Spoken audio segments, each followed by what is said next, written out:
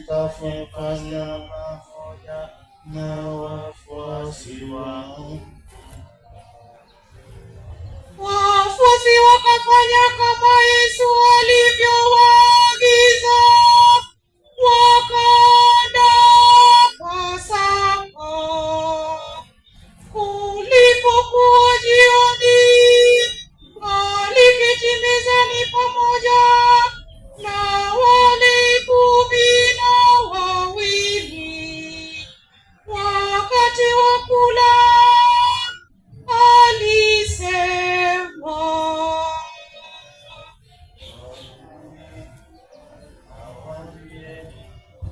mmoja wenu atanisaliti.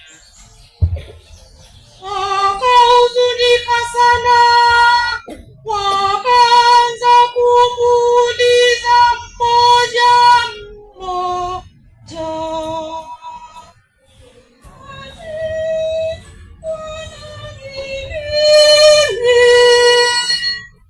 naye akawajibu,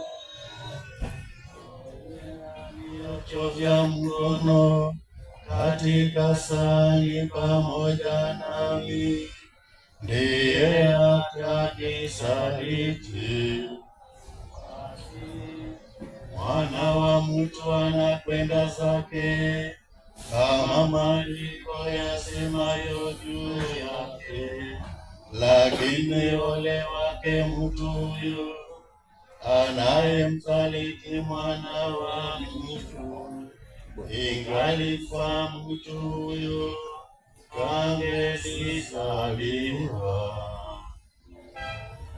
Yuda msaliti wake akauliza pia, ati unani mimi? Akamwambia, Wewe umesema. pale karamuni Yesu alitwaa mkate, akashukuru, akaumega, akawapa wafuasi wake, akisema, Mwenyewe ulia mwili wangu. akatwaa kikombe, akashukuru, akawapa, akisema, Inyweni nyote, kwa maana hii damu yangu, damu ya agano imwagwayo kwa ajili ya wengi kwa maondoleo ya dhambi.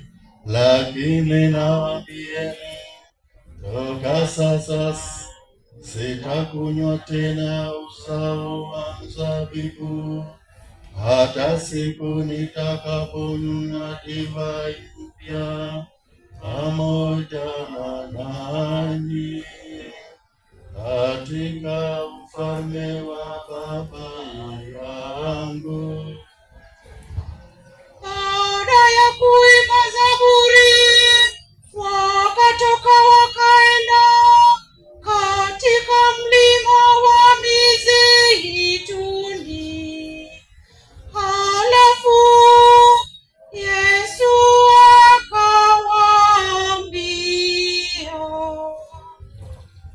Ninyi nyote mtakazwa sababu yangu siku kuu, kwa maana imeandikwa, nitampiga mchungaji na kondoo wa kundi watatawanyika.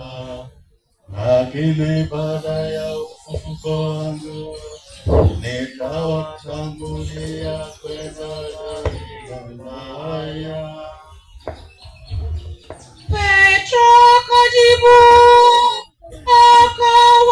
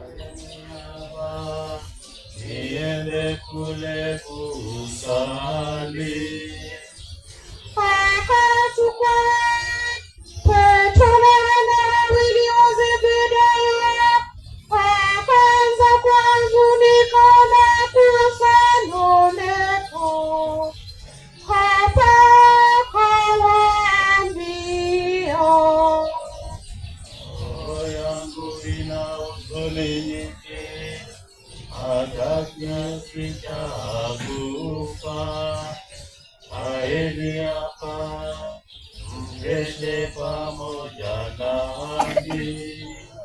Akaenda mbele kidogo, akaanguka kifudifudi, akasali kwa maneno hayo: Baba yangu, ikiwezekana, kikombe hiki kinipite, lakini si kama nitakavyo mimi, bali utakavyo wewe.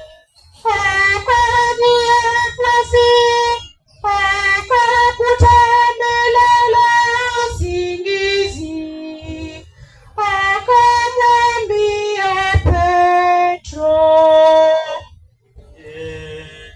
Hata saa moja hakumweza kukesha pamoja nami.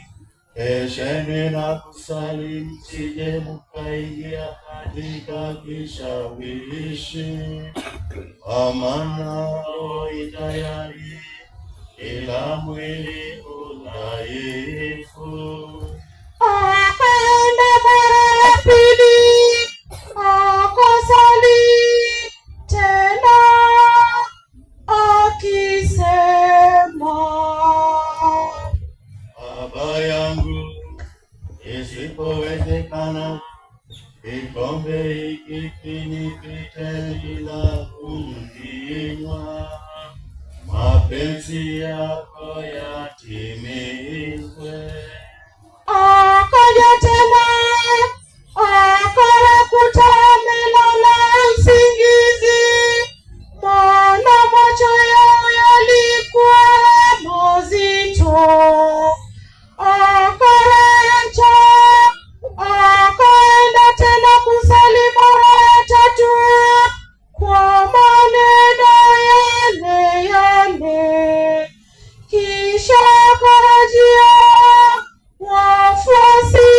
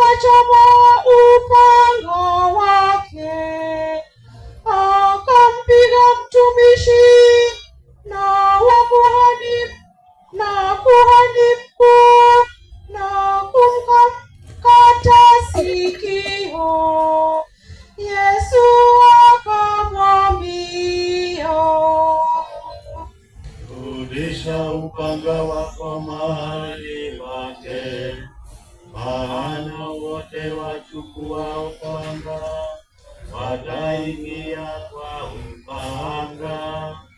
Je, wadhani nisingeliweza kumwomba Baba yangu anilete sasa hivi zaidi ya majeshi 12 ya malaika?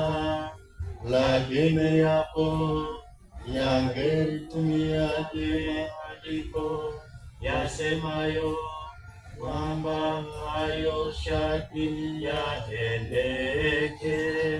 Saa ile Yesu akawaambia makundi, mmekuja na panga na rungu kunikamata mimi, kama kumkamata mnyang'anyi. Kila siku nilikaa hekaluni nikiwaisha, huko hamkunikamata.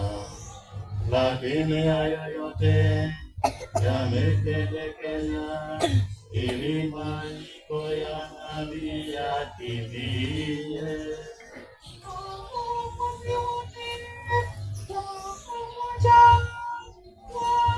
Wakakimbia na waliokamata Yesu walimpeleka kwa Kayafa, kuhani mkuu. Huko walikuwa wamekusanyika waandishi na wazee, na Petro akamfuata kwa mbali mpaka waandikwa kuhani mkuu. Akaingia ndani, akakaa pamoja na watumishi apate kuona mwisho. Makuhani wakuu na baraza lote walitafuta ushuhuda wa uongo wapate kumuua, wasiupate, ingawa mashahidi wengi wanongo walitokea. Mwishowe wakaja wakasema, alisema naweza kulibomoa hekalu lako na kulijenga upya kwa siku 3. Kisha kuhani mkuu akamuuliza, ujibu neno kwa mashtaka wanayokushuhudia awali. Lakini Yesu akanyamaza. Kuhani mkuu akamwambia,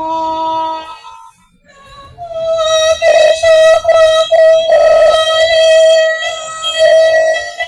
utuambie kama wewe ndiwe Kristo, Mwana wa Mungu. Yesu akamwambia, Umesema juu yayo, nawaambieni, toka sasa mtaona Mwana wa Mtu amekaa kulia kwa Mwenyezi, akija juu ya mawingu ya mbinguni. akararua mavazi yake akasema, kwa nini tunahitaji bado mashahidi? Sasa hivi mmesikia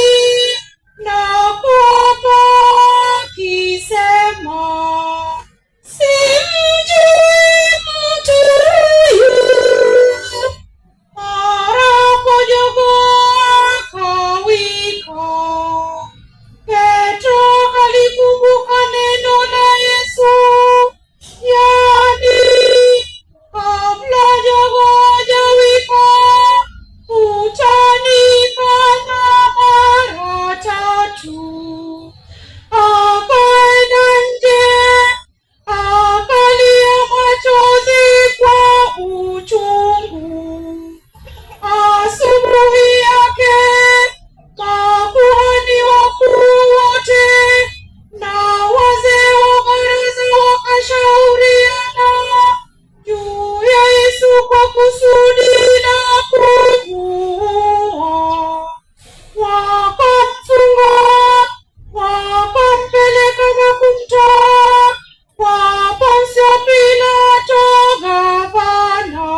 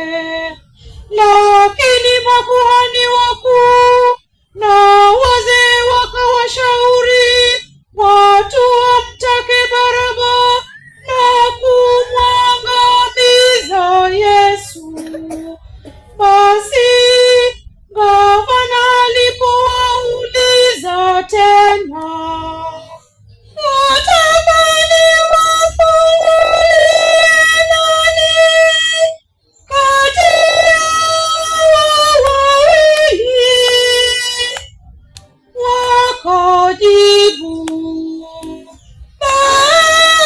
Baraba.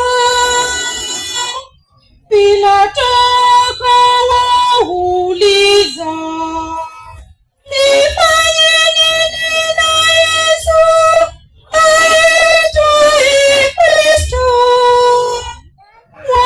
Wakasema,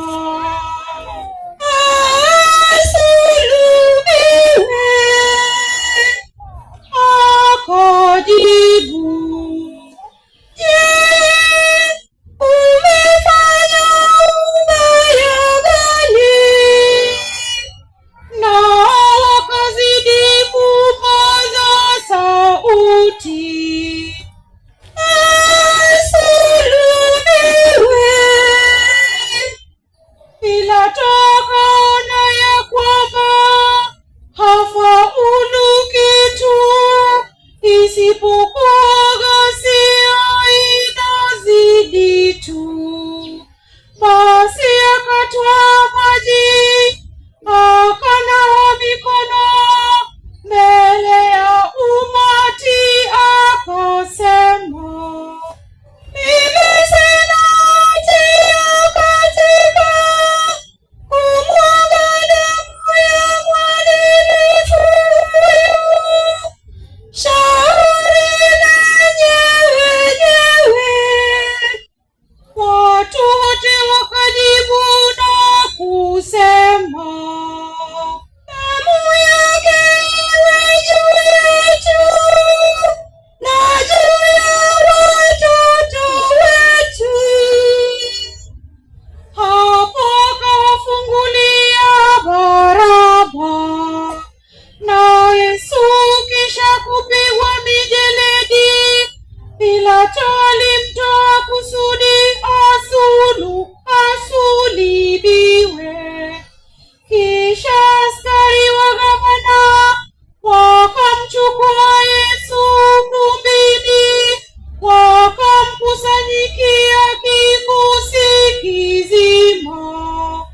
Baada ya kumvua nguo, wakamvika joho jekundu, wakasuka taji la miiba na kumvika kichwani, wakamshikisha mwanzi katika mkono wake wa kulia, wakampigia magoti wakisema kwa dhihaka, salamu, mfalme wa Wayahudi. Wakamtemea mate, wakautwaa mwanzi, wakampiga kichwani. Baada ya kumdhihaki, wakamvua joho, wakamvika tena mavazi yake, na wakampeleka kumsulubisha. Walipotoka nje, walikutana na mtu wa Kirene, jina lake Simoni. Wakamshurutisha achukue msalaba wake. Wakafika mahali paitwapo Golgotha, maana yake mahali pa fuvu la kichwa. Wakampa divai iliyochanganyika na nyongo anywe, akaionja, lakini akakataa kunywa. Baada ya kumsulubisha, wakagawana mavazi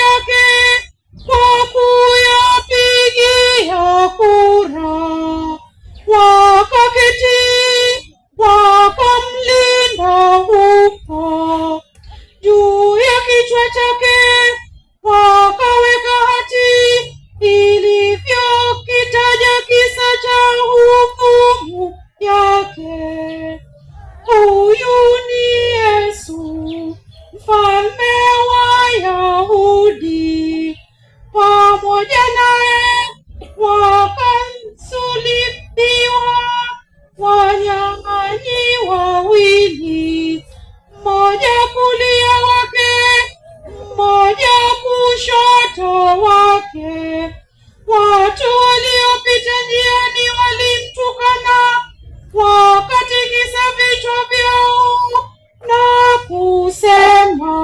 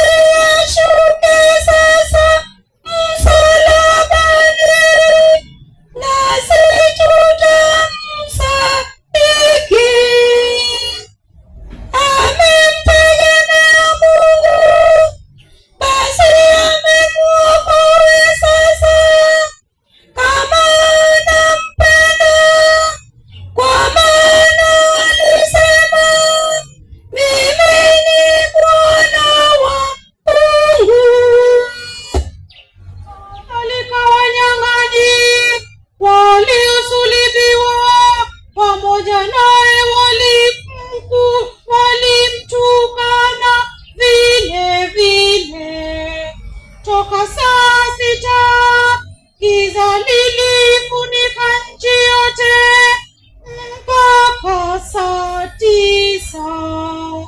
Mnamo saa 9 Yesu akalia kwa sauti kuu, Eli, Eli, lama sabachthani. Maana yake, Mungu wangu, kwa nini umeniacha? Waliposimama pale na kusikia, wakasema, "Yule Eliya." Mara mmoja wao akaenda hima, akatwaa sifongo, akaijaza siki, akaitia juu ya mwanzi, akampa anywe. Wengine wakasema, "Acha tuone kama Eliya atakuja kumuokoa." Yesu akalia tena kwa sauti kuu, akakata roho. Tupige magoti, maguru chungwa pili.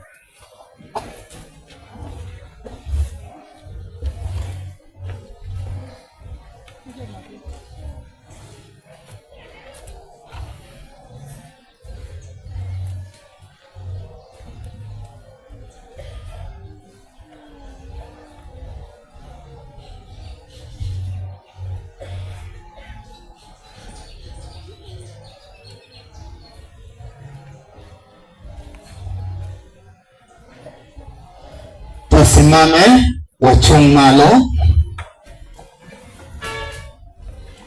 Hapo pazia la hekalu likapasuka vipande viwili toka juu mpaka chini. Nchi ikatetemeka na